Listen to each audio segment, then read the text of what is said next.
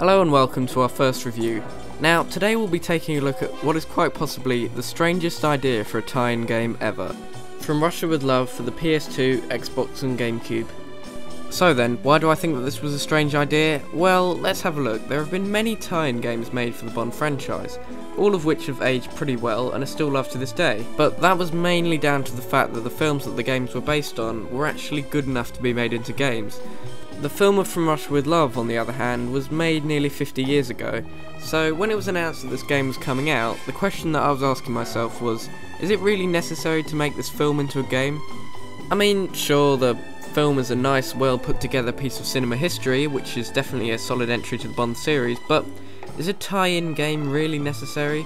I mean, of all the past films they could have made into a game, why this one? I mean, sure, it's a good film, but there's no escaping the fact that, at this point, the Bond series was still very down to earth.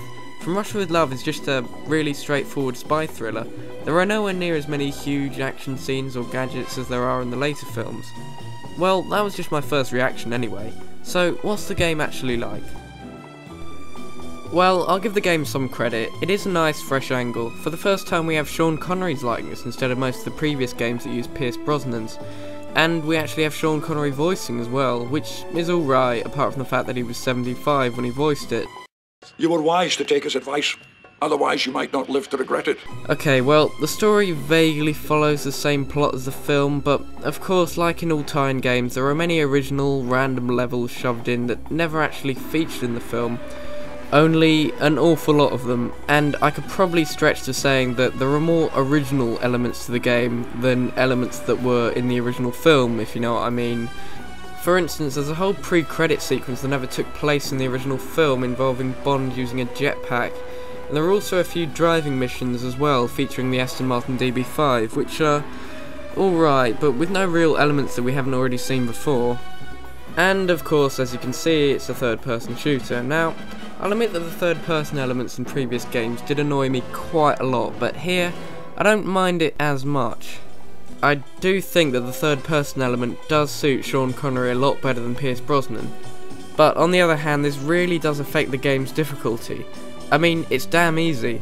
The new auto-aim feature doesn't help the game much either. This basically means that it aims for you when you shoot. Like most Bond games, there is the old multiplayer. Now, this is where I'll give the game some credit. The multiplayer isn't too bad. I do love the idea of driving proper vehicles around, and there is slightly more of an objective to the multiplayer this time, which is something we haven't actually seen since Nightfire at this point. But to be honest, you probably won't care enough about the game's campaign itself to take any notice of the multiplayer's quality.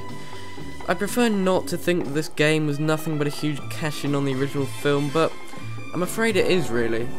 I wouldn't say it's the worst Bond game, not even of EA's, but for me it's not far off the bottom spot, to be honest with you. Admittedly, it is fun the first time round, but to be honest, you probably won't find yourself going back to this one very much.